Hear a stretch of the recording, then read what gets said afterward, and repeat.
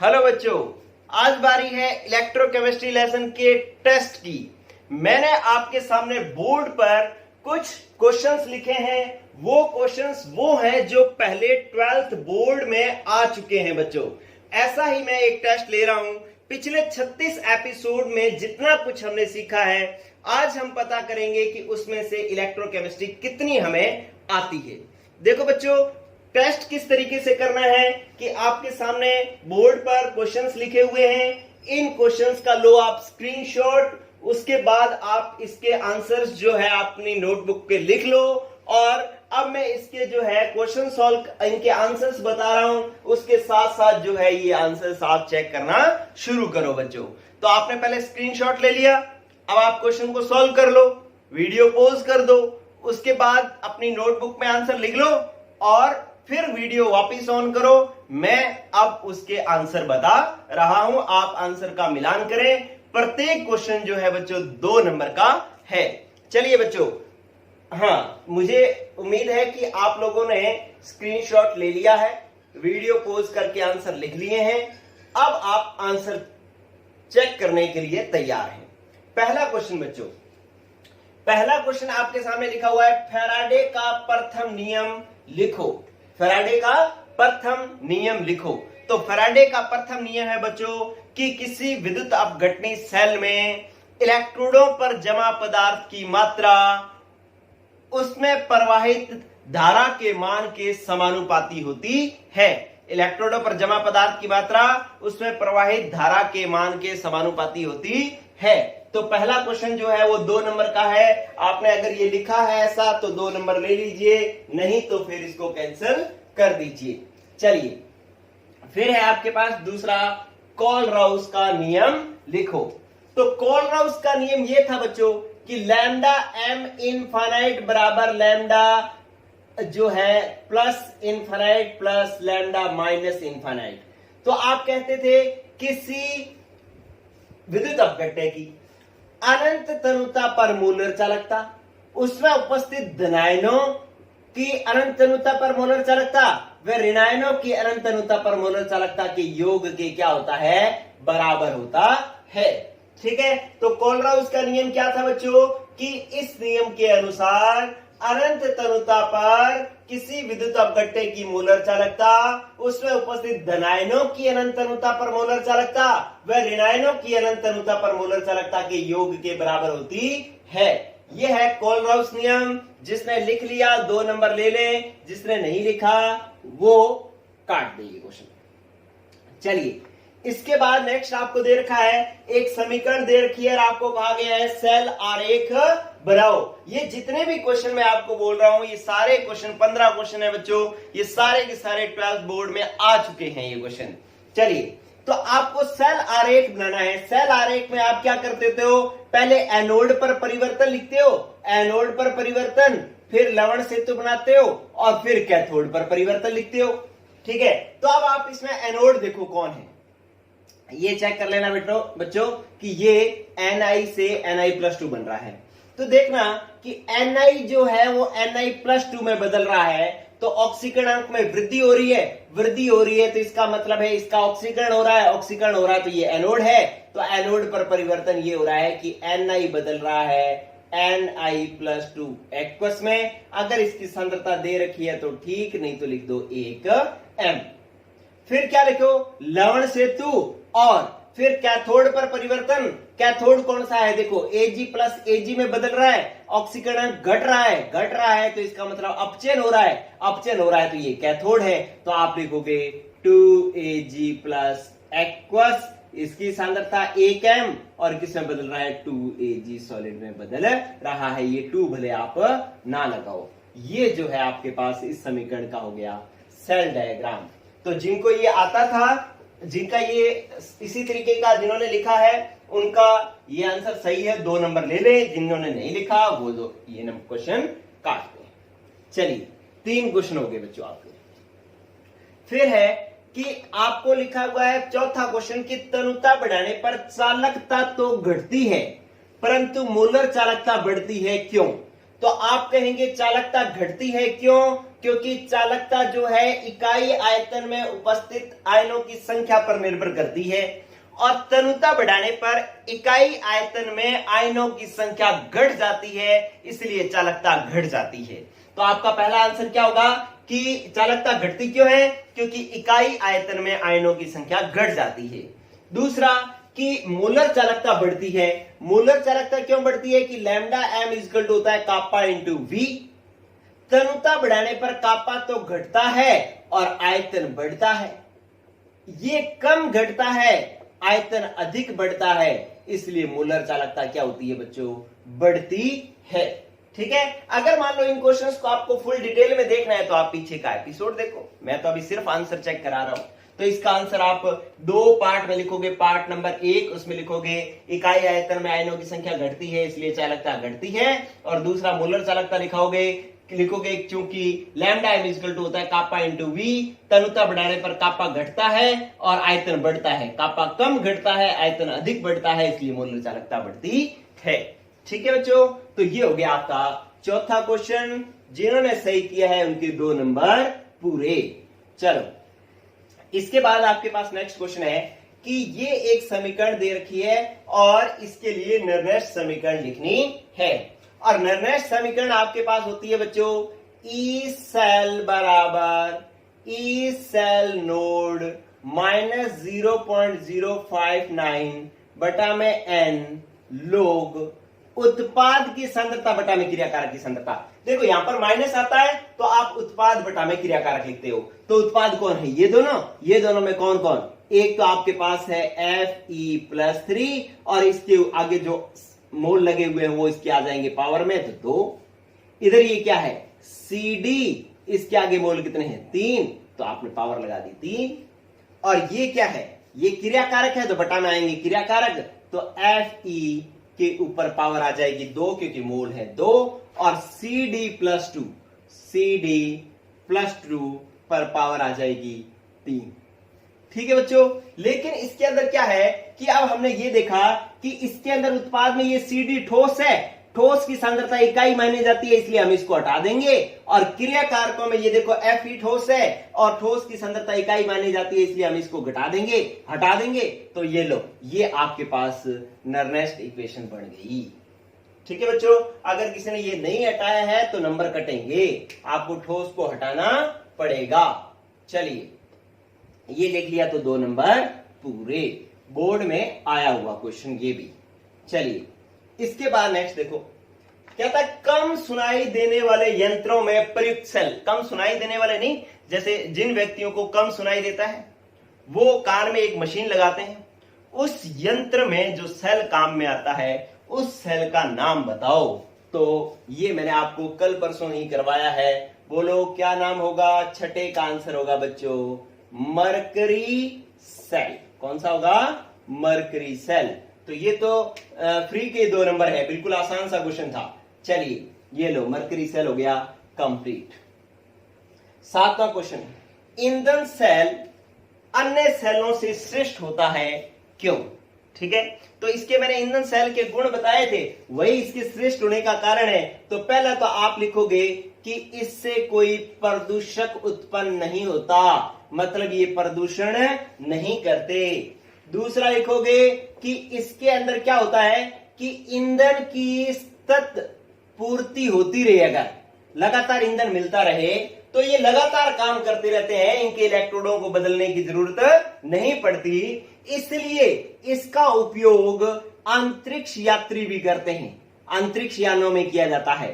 ठीक है, तो ये भी इसकी दूसरी विशेषता है। और तीसरी विशेषता इसकी है कि इसकी दक्षता जो है वो उच्च होती है, मतलब अधिकांश ईंधन की दहन ऊर्जा को ये विद्युत ऊर्जा में बदल देता है। कितनी होती है दक्षता? 75 से 80% तक दक्षता होती है, इसलिए ईंधन सेल अन्य सेलों से श्रेष्ठ है। प्रदूषण नहीं करता, और ईंधन अगर सतत पूर्ति मतलब लगातार ईंधन मिलता रहे तो लंबे समय तक कार्य करता रहता है, इसलिए इसको अंतरिक्ष यानों में प्रयुक्त किया जाता है। और आपको पता है कि अपोलो यान में ईंधन सेल को ही प्रयुक्त किया गया था, और इसमें उपस्थित इसमें जो उत्पन्न वाष्पित जल था उसको संग्रहित करके अंतरिक्ष यात्रियों ने उस जल को पीने के रूप में काम में लिया था। ठीक है, तो ये क्वेश्चन इंपॉर्टेंट था। चलिए, एक आपने लिखना है कि इसकी दक्षता उच्च होती है 75 से 80%। तो इस तरीके से ये 7वां क्वेश्चन भी हुआ बच्चों आपका कंप्लीट। चलिए, इसके बाद जिसने ये सारा लिखा है 2 नंबर पूरे। फिर आप देखो, कहता है कि ये एक अभिक्रिया दे रखी है, ये संभव है या नहीं संभव। तो आपने देखना है कि अभिक्रिया क्या है आपके पास, 2Ag प्लस H2SO4 बन रहा है Ag2SO4 और H2। ठीक है, तो आप इस अभिक्रिया में देख रहे हैं कि Ag इलेक्ट्रॉन त्याग करके Ag प्लस में बदल रहा है, तभी तो ये SO4-2 से जुड़ रहा है, और H प्लस जो है वो इलेक्ट्रॉन ग्रहण करके H2 में बदल रहा है। ठीक है, तो इसका क्या हो रहा है, इसका हो रहा है ऑक्सीकरण, और H प्लस का क्या हो रहा है, अपचयन। ठीक है, तो इसके ऑक्सीकरण होने के लिए इसके मानक अपचयन विभव का मान कम होना चाहिए और इसका ज्यादा होना चाहिए। अपचयन होने के लिए मानक अपचयन विभव का मान ज्यादा होना चाहिए। ठीक है, लेकिन होता क्या है, इसका मान तो होता है मानक अपचयन विभव 0.00 वोल्ट और इसका होता है 0.8 वोल्ट, इसका 80 वोल्ट। इसका मतलब इसके मानक अपचयन विभव एसआरपी का मान ज्यादा है तो अपचयन इसका होना चाहिए था, और इसके एसआरपी का मान कम है तो इसका ऑक्सीकरण होना चाहिए था, लेकिन वो उल्टा रहा है, इसलिए यह अभिक्रिया संभव नहीं है। ठीक है, तो अगर मान लो आप यूं भी देख सकते हैं कि Ag जो है H2 को विस्थापित कर रहा है, ये तभी यहां पर जो है कोई भी तत्व किसी तत्व को विस्थापित तभी कर सकता है जब इसके मानक अपचयन विभव का मान कम हो, विस्थापित करने वाले का मानक अपचयन विभव का मान कम हो, लेकिन इसके तो मानक अपचयन विभव का मान ज्यादा है, इसलिए विस्थापित नहीं कर पाएगा और यह अभिक्रिया संभव नहीं होगी। यह क्वेश्चन इस तरीके से भी आ सकता था कि क्या H2SO4 को सिल्वर के पात्र में रखा जा सकता है, तो आपका उत्तर क्या होता, क्योंकि यह अभिक्रिया नहीं कर रहा इसलिए इसको रखा जा सकता है। अगर यह अभिक्रिया संभव होती तो हम कहते हैं कि नहीं जी, नहीं रखा जा सकता। ठीक है, तो अभी ये रखा जा सकता है और ये अभिक्रिया संभव नहीं है, क्योंकि सिल्वर के मानक अपचयन विभव का मान ज्यादा है, हाइड्रोजन का कम है, अधिक वाला कम को हटाता नहीं है, कम वाला अधिक वाले को हटाता होता है। चलिए, तो ये क्वेश्चन भी हो गया कंप्लीट। आप कहेंगे ये अभिक्रिया संभव नहीं है। चलो, 8 क्वेश्चन हो गए बच्चों आपके।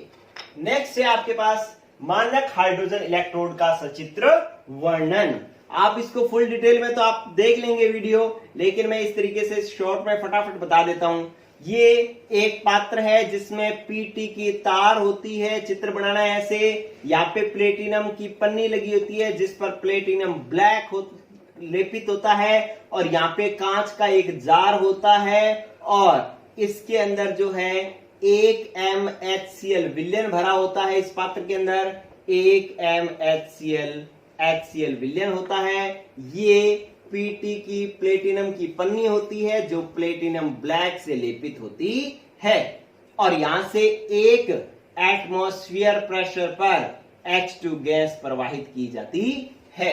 ठीक है, तो ये इसका चित्र है, और आप इसकी अभिक्रियाएं लिख लोगे कि जब ये एनोड के रूप में काम करता है तो इसकी अभिक्रिया क्या होती है कि एनोड के रूप में काम करेगा तो क्या होगा, ऑक्सीकरण। ऑक्सीकरण में H2 2 इलेक्ट्रॉन त्यागेगा और 2H प्लस में बदलेगा, और जब ये कैथोड के रूप में कार्य करता है तो ये क्या करेगा, अपचयन होगा। अपचयन में 2H प्लस 2 इलेक्ट्रॉन ग्रहण करेगा और H2 में बदलेगा, और दोनों स्थितियों में इसके मानक अपचयन विभव H प्लस से H2 का मान जो है वो 0.00 वोल्ट होता है। इतनी बातें जिसने लिखी है उसको मिलेंगे 2 नंबर। खूब फुल डिटेल देखनी है आपको मानक हाइड्रोजन इलेक्ट्रोड की, तो इसको मैंने आपको बहुत बढ़िया 3-4 एपिसोड में पूरा करवा रखा है, आप उसको देख सकते हैं। अभी सिर्फ आप अपना आंसर चेक कर रहे हैं बच्चों। चलो, इसके बाद नेक्स्ट जो है वो है आपके पास ये क्वेश्चन देखो, 9वां क्वेश्चन भी हो गया आपका कंप्लीट। 10वां क्वेश्चन देखो बच्चों, ये कह रहा है Cr2O7-2 plus 14H plus 6 electron ग्रहण करके 2Cr प्लस 3 बटन बनाता है और 7 H2O बनते हैं। कहता है अभिक्रिया में 1 मोल Cr2O7-2 के अपचयन के लिए आवश्यक कुलाम आवेश है। मतलब कुलामों में कितने आवेश की आवश्यकता होगी इसके 1 मोल के अपचयन के लिए। तो आप क्या करेंगे बच्चों, इधर देख लो, आपको दिखाई दे रहा है ना कि इसका 1 मोल Cr2O7-2 का 1 मोल, इसके 14 मोल, और इलेक्ट्रॉनों के 6 मोल, ये मिलकर के 2 मोल Cr+3 बना रहा है और 7 मोल जल बना रहा है। ठीक है, तो आपको जो है इसका 1 मोल अपचयित करना है, 1 मोल, तो इलेक्ट्रॉन कितने चाहिए? 6 मोल, और 6 मोल इलेक्ट्रॉन पर आवेश कितना होगा? 6 × 96,500 कूलाम आवेश की आवश्यकता होगी। ठीक है, तो ये आंसर आ जाएगा 6 × 96,500 कूलाम होगा आंसर। चलिए, अगर मान लो ये क्वेश्चन इस तरीके से पूछ लिया जाता कि 1 मोल Cr+3 प्राप्त करने के लिए कितने कूलाम आवेश की आवश्यकता होगी। अभी हमारे पास इस संतुलित समीकरण में Cr+3 कितने बन रहे हैं? 2। 1 प्राप्त करने के लिए आपको इसको 2 से भाग देते तो ये 1 मोल हो जाता, इसको 2 से भाग देते तो इसको भी 2 से भाग देते, सारों को 2-2 से भाग देते, लेकिन हमें इसको और इसको ही चाहिए तो मैं 2 को ही करके देख लेता हूं। 6 में 2 का भाग देते तो कितना आ जाता? 3 मोल, और 3 मोल में आवेश कितना हो जाता? 3 × 96,500। ठीक है, तो अगर ये कह देता ना कि 1 मोल Cr+3 बनाने के लिए कितने कूलाम आवेश की आवश्यकता होती, तो 6/2 करके 3 मोल और 3 × 96,500।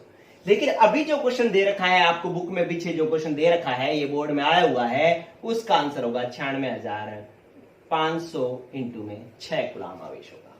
ठीक है बच्चों, चलिए ये 10वें क्वेश्चन का आंसर है 6 × 96,500 कूलाम आवेश। चलो, अब नेक्स्ट जो है ये मान दे रखे हैं और आपसे पूछ रखा है कि इनको अपचायक क्षमता के बढ़ते क्रम में लिखो। और आपको पता है कि अपचायक क्षमता व्युत्क्रमानुपाती होती है एसआरपी के।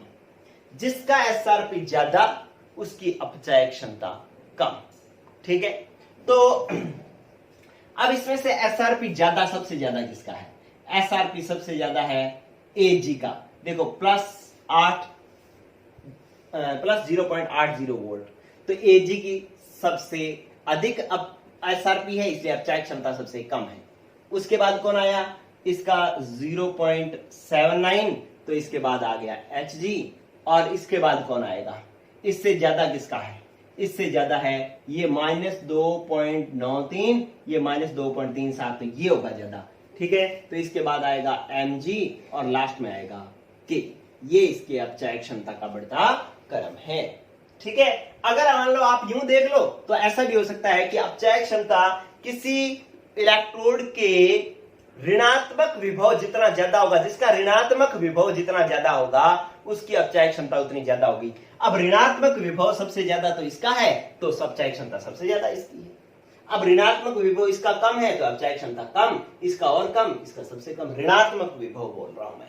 ठीक है, अगर सीधा एसआरपी बोल रहे हो तो आप कहेंगे कि एसआरपी जिसका कम होगा उसकी अपचायक क्षमता ज्यादा होगी। ये भी मैंने फुल डिटेल में क्वेश्चन करवा रखे हैं, तो ये भी पीछे वीडियो आप देख सकते हो। चलिए, अब ये कह रहा है कि इन्वर्टर की बैटरी में डिस्चार्ज होते समय की अभिक्रियाएं लिखो। अब इन्वर्टर की बैटरी में इन्वर्टर की बैटरी कौन सी होती है? सीसा संचायक सेल। कौन सी होती है बच्चों? सीसा संचायक सेल। और उसके डिस्चार्ज होते समय की अभिक्रिया क्या होती है? आपको पता है कि इसके अंदर एक तो H2SO4 विद्युत अपघट्य होता है, जो कि किसमें टूटता है? 4H+ और 2SO4-2 में। अब इसमें एनोड पर क्या क्रिया होती है? एनोड पर होता है ऑक्सीकरण। एनोड बना होता है किसका? सीसा संचायक सेल में Pb का। ठीक है, और ये एक SO4-2 ग्रहण करता है और बन जाता है PbSO4 और 2 इलेक्ट्रॉन त्याग देता है। इसी तरीके से कैथोड पर क्या अभिक्रिया होती है? अपचयन। कैथोड बना किसका होता है? PbO2 का, और ये 4H+ और SO4-2 और प्लस में 2 इलेक्ट्रॉन लेकर के PbSO4 बनाता है और प्लस में 2H2O बनाता है। ये कैथोड की अभिक्रिया होती है। ठीक है, तो इसके अंदर एनोड पर भी सल्फेट बन जाता है, Pb भी PbSO4 में बदल जाता है और PbO2 भी PbSO4 में बदल जाता है। इसको हम सल्फेटीकरण भी कहते हैं। तो ये डिस्चार्ज होते समय की अभिक्रियाएं हैं। अगर किसी ने ऐसा लिखा है तो उसके 2 नंबर, नहीं तो काट देना। अब ये क्या है कि ये मैंने फुल डिटेल में आपको पूरी वीडियो बना रखी है सीसा संचायक सेल। जिसको अभी भी नहीं आ रहा है वो एक बार दोबारा वीडियो देख लें। ठीक है बच्चों, चलिए फिर आपके पास है लोहे पर जंग लगने की रासायनिक अभिक्रिया। 36वें एपिसोड में मैंने इसको करवा रखा है बच्चों। अगर किसी को आता है तो चेक कर लो, नहीं आता है तो जो है 36वां एपिसोड आप देख ले। लोहे पर जंग लगने की क्या अभिक्रिया होती है कि जो Fe ठोस जो होता है 2Fe+2 एक्वस में बदलता है और 4 इलेक्ट्रॉन त्यागता है। ये 4 इलेक्ट्रॉन कौन ग्रहण करता है? 4H+ और O2 ग्रहण करता है और 2H2O बना लेता है। और जो Fe+2 बनता होता है ये ऑक्सीजन की उपस्थिति में पुनः आगे ऑक्सीकृत होता है, ठीक है, और पुनः ऑक्सीकृत होकर के क्या बना लेता है? Fe2O3 और प्लस में 4H+ बना लेता है, ठीक है। अब क्या होता है बच्चों कि जो Fe2O3 जो है ना वो X अणु जल के अवशोषित करके Fe2O3.XH2O बना देता है। फेरिक ऑक्साइड, जल योजित फेरिक ऑक्साइड बना देता है। यही क्या होती है? जंग होती है। एक अभिक्रिया और लिख लेना यहां पर कि ये H+ कहां से आता है? H2O जो है में CO2 घुलती है जिससे H2CO3 कार्बोनिक अम्ल बनता है। यही अम्ल ये वाले H+ देता होता है। तो ये अभिक्रियाएं आप लिख लोगे तो आपको लोहे पर जंग लगने की रासायनिक अभिक्रियाएं हो जाएंगी। फुल डिटेल जो है आपको वीडियो में 36वें एपिसोड में मिल जाएगी। बाकी ये आप देख, ठीक है बच्चों। अगर ये अभिक्रियाएं आपने लिख ली हैं तो आपके 2 नंबर, नहीं लिखी हैं तो काट देना, और इनमें से कोई बीच में कोई गलत है तो उसके हिसाब से एक आधा नंबर काट लेना आप। चलिए, इसके बाद आपके पास है 14वां क्वेश्चन। देखो बच्चों 14वें क्वेश्चन को आपने कैसे करना है? कह रहा है कि सेल विभव और विभवांतर में अंतर लिखो। विभव व सेल विभव व विभवांतर में अंतर, ठीक है। सेल विभव, आप क्या कहते थे? सेल विभव क्या होता था? आप कहते थे कि किसी कैथोड और एनोड के कैथोड और एनोड के अपचन विभव का अंतर जब दोनों इलेक्ट्रोडों को आपस में जोड़ा नहीं गया है, कोई धारा नहीं प्रवाहित हो रही है, सेल विभव कहलाता है। लेकिन जब कैथोड और एनोड के अपचन विभवों का अंतर जब दोनों इलेक्ट्रोडों को जोड़ दिया गया है और धारा प्रवाहित हो रही है, विभवांतर कहलाता है, ठीक है। कैथोड मतलब आप क्या लिखते हो? E cathode minus E anode, ठीक है, कहलाता है सेल विभव। कब? जब इन दोनों को जोड़ा नहीं गया। और यही कहलाता है सेल विभवांतर जब इन दोनों को जोड़ दिया गया है। जब जोड़ा नहीं गया तो धारा नहीं बह रही, जब जोड़ दिया गया है तो धारा बह रही है, ठीक है। दूसरा होता है कि सेल विभव का मान जो है, सेल विभव का मान अधिकतम विद्युत वाहक बल के बराबर होता है। अधिकतम विद्युत वाहक बल के क्या होता है बच्चों? बराबर होता है। जबकि सेल विभवांतर जो है अधिकतम विद्युत वाहक बल से क्या होता है? विद्युत वाहक बल से कम होता है, ठीक है, क्योंकि जोड़ देने पर कुछ विद्युत क्षरण हो जाता है, इसलिए विद्युत वाहक बल से, अधिकतम विद्युत वाहक बल से क्या होता है? विभवांतर थोड़ा कम होता है। और सेल विभव का मान विभव मापी से ज्ञात किया जाता है और जो विभवांतर का मान जो है वो वोल्ट मीटर से ज्ञात किया जाता है, ठीक है। तो ये जो है आपके पास 3 अंतर हो गए। ये क्वेश्चन इस बार बोर्ड के लिए इंपॉर्टेंट है बच्चों। चलिए, जिसने ये लिख दिया था 2 नंबर पूरे, नहीं लिखा उसके कम, काट दो। चलो, इसके बाद लास्ट क्वेश्चन है आपके पास। ये कह रहा है कि CuSO4 को 1.5 एम्पियर की धारा से 10 मिनट तक विद्युत अपघटित किया गया तो कैथोड पर जमा कॉपर की मात्रा होगी। तो आप क्या लिखते होते हैं? आप यूं लिखते होते हैं कि Cu+2 कैथोड पर जाएगा, 2 इलेक्ट्रॉन ग्रहण करेगा और Cu ठोस में बदलेगा। इसका मतलब इसका 1 मोल इसके 2 मोल ग्रहण करके इसका 1 मोल बनाता है। इसकी ग्रामों में मात्रा जो होती है, 1 मोल कॉपर की होती है 63.5 ग्राम और 2 मोल इलेक्ट्रॉनों पर आवेश होता है 2 × 96,500 कूलम। इसका मतलब 2 × 96,500 कूलम आवेश प्रवाहित करने पर कॉपर जमा होता है 63.5 ग्राम। अगर प्रश्न के अनुसार हमारे पास आवेश आ जाए तो हम कहेंगे इतना आवेश प्रवाहित करने पर इतना कॉपर जमा होता है, 1 कूलम आवेश प्रवाहित करने पर इतना कॉपर जमा होता है, और जितना आवेश आएगा उतना आवेश प्रवाहित करने पर इतना कॉपर जमा होता है। ठीक है, तो अपने आवेश निकालते हैं। धारा आपको दे रखी है 1.5 एम्पियर, ठीक है, और आपको समय दे रखा है 10 मिनट। मिनट को आप सेकंड में बदलो तो 10 इंटू 60 कितना हो जाएगा, 600 सेकंड हो गई।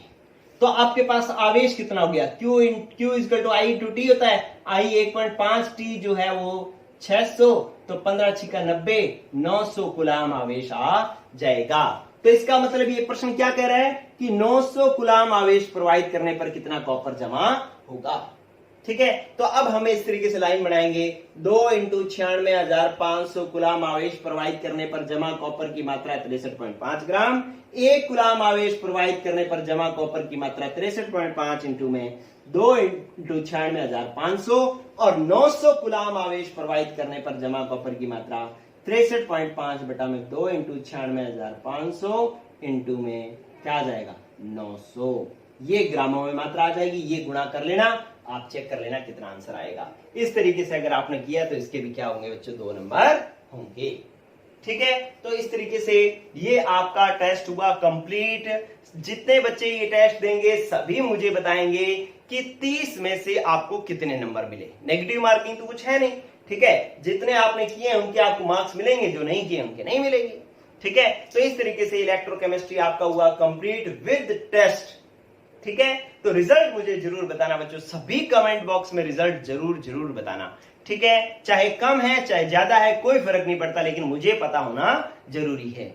ठीक है बच्चों, तो कल हम शुरू कर रहे हैं केमिकल काइनेटिक्स, रासायनिक बलगतिकी लेसन शुरू कर रहे हैं। अपने जितने भी दोस्त हैं जिन्होंने अभी पढ़ना शुरू नहीं किया है उन सबको वीडियो शेयर कर दो और उन सबको कह दो कि भाई कल से जो है नया चैप्टर शुरू हो रहा है, साथ के साथ क्लास लगाना शुरू करें, जिससे जो है आपको बहुत अच्छे से समझ में आएगा। ठीक है बच्चों, गुड लक, पढ़ते रहो, बाय।